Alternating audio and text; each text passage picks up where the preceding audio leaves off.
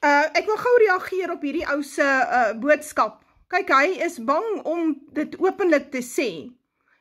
Maar hy het nou so 'n plasingkie gemaak met bietjie musiek by oor die valse naam en beeld van Jesus. Nou hierdie ou het die gees van die antichrist. Ons weet dit, want die Bybel sê vir ons, as jy Jesus Christus ontken, dan het jy die gees van die antichrist. Reg. Nou ja, jy kry baie van hulle. Hierdie ou is Afrikaners in Yahuas. Yahuas, ek weet seker name. Nou ja, daar is, en dit gaan baie oor hierdie Hebrew Roots Movement. En as 'n mens hierdie mense vra, waar is die bewyse dat daar fout is met die naam Jesus, en dat daar fout is dan met Jesus Christus as geheel, dan is sy antwoord, lees maar net al die plasings, ou maat. So hy kan nie vir jou 'n antwoord gee nie. Weereens, hy's 'n leienaar en 'n bedrieger, hy's deel van die addergeslag. Of hy's so verdwaald en gebreinspoel dat hy nie reguit kan drink nie. Maar ek dink nou nogal, as 'n ou by 'n punt kom dat jy Jesus Christus verwerp, en jy verwerp die naam Jesus, net soos Japie van Sail, wel, dan is jou pad hel toe min of meer geplaveid. Nou kom ons praat oor die naam Jesus. En dan gaan ek 'n aantal goed hier op die tafel neersit, en ek daag enige iemand uit om met my in debat te gaan, of dan om vir my te verduidelik hierdie probleemvraag wat ek het. Nou, die Hebreëse naam is 4 letters, 4 Hebreëse letters. Nou, hierdie 4 Hebreëse letters is vertaal in Grieks na Jesus toe.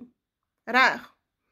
En hierdie Jesus word Jesus, en wat ons dan het as Jesus Christus, want die Grieke praat van die Messias as Christos, wat beteken gesalfde, in hulle taal.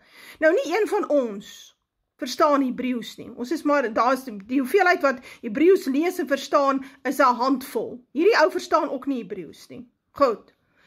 Maar, in die Hebreëus is daar 21 letters, daar is nie vokale nie, dis eintlik klanke, is 21 klanke met nommerwaardes, en 1 klank kan verskeie betekenisse hê. Maar Grieks het meer as 21 letters, ek dink die Grieks het dan nou 26 letters, ons kry uit die Grieks uit die Latyns, en hy het vokale. Jou Afrikaans kom uit die Latynse alfabet, so jy het nie Afrikaanse alfabet nie, ek het vir jou slegte nuus. Jy het 'n Latynse alfabet, wat eintlik van die Grieke afkom.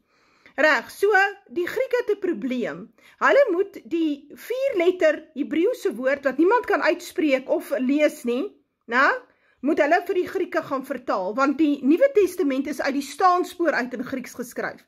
So die Nuwe Testament is nooit in Hebreëus geskryf nie. Inteendeel, die Ou Testament is in Hebreëus vertaal 200 jaar voor Jesus se geboorte in Grieks, omrede daar so 'n geweldige behoefte was aan 'n Griekse Ou Testament, want hulle het Hebreëus is nie meer gepraat nie, dit was 'n vreemde taal, 'n taal wat besig was om te sterf. En so het ons dan die Septuagint of die LXX gekry, wat natuurlik die Griekse Ou Testament is, dis die oudste Bybel in die wêreld, hy dateer uit die 2de eeu na Christus, dit is die oudste kopie wat ons het, reg, hy's ouer as die Masoretiese teks, reg. So, nou, hierdie ou Griekse teks is die een wat Jesus 90% van die tye gebruik om uit te lees. En daar waar hy lees Joesha in Grieks, in die Ou Testament, nou staan daar nie Joesha nie, daar staan Jesus in die Griekse Ou Testament. So, dit was die klankvertaling van die 4 letter Hebreëse woord na Grieks toe. En jy kan dit gaan kontroleer op Google Translate op jou foon.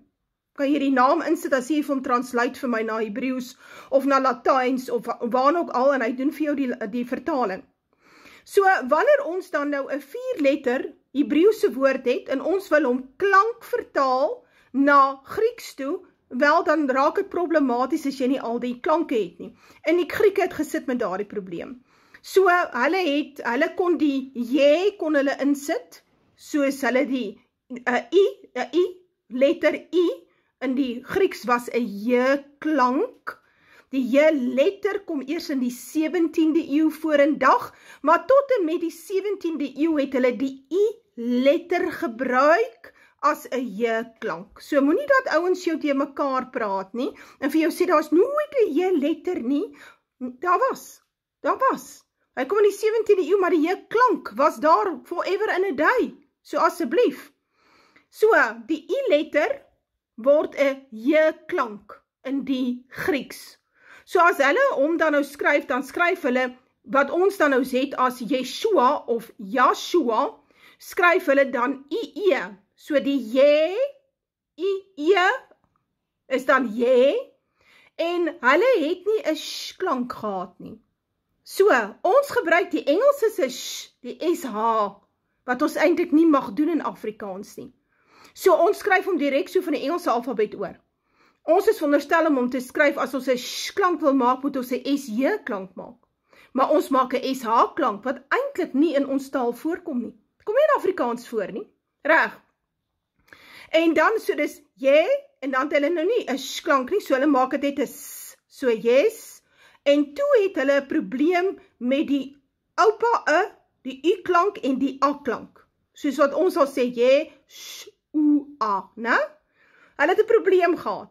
Hulle wou 'n E-klank maak, maar hulle het gesukkel om hom te maak. So wat hulle te doen is, hulle vat die O en die E, en wat ons 'n diftong noem, vandag is dit die diftonge in Afrikaans, dit is die twee klanke, die O-U-klank maak 'n ou-klank, maar in die Grieks het dit 'n E-klank gemaak. So, die O-U word 'n E-klank. So nou staan daar J, S, O, en dan die A het hulle nooit ingevoeg nie. Weet jy hoekom het hulle nooit die A ingevoeg nie? Want die A is silent, is 'n stil klank, die alef word nie uitgespreek nie. So daar staan nie Yeshua, soos ons hom uitspreek nie, daar staan Yeshu. Die A is silent, jy is nie veronderstel om hom uit te spreek nie. En die Grieke het dit geweet. Daarom het hulle hom nie ingesit nie. Nou, hoekom is daar 'n S aan die agterkant? Hoekom staan daar nie Yeshu nie, in Grieks nie? Hoekom staan daar Jesus?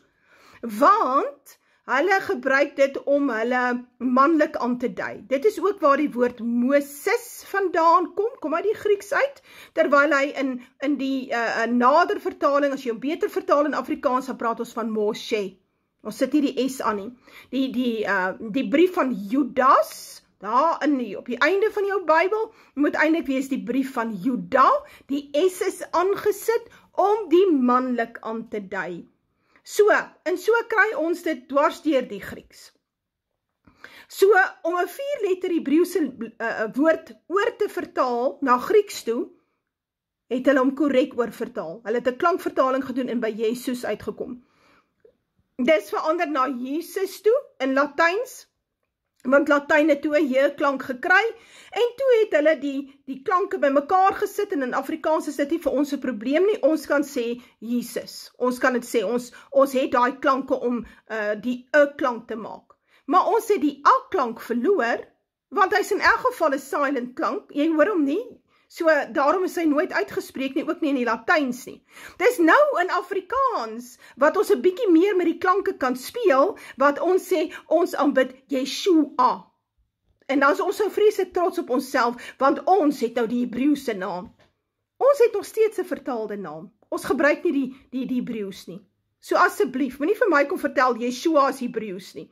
Jy lees en skryf nie Hebreëus nie. Jy gebruik 'n vertaalde, klankvertaalde naam. Ja, hy is miskien 'n bietjie nader aan die waarheid, as miskien die Grieks, maar daar's niks fout met die Jesus naam nie. Daar's niks fout om met die Jesus naam te profeteer nie, of gesond te bid, of gesond te maak nie. Jy mag dit doen, want vir 2000 jaar het die mense dit so gedoen, en dit was glad nie 'n probleem vir Yeshua die Messias of Jesus Christus nie. Toe Jahwe sy volk geskei het, toe het hy nie net hulle identiteit weggevat nie, hy het ook sy naam weggevat. En sy het sy naam weggevat, tot en met nou. Dis in die laaste 30 jaar wat ons in besit van die name gekom het.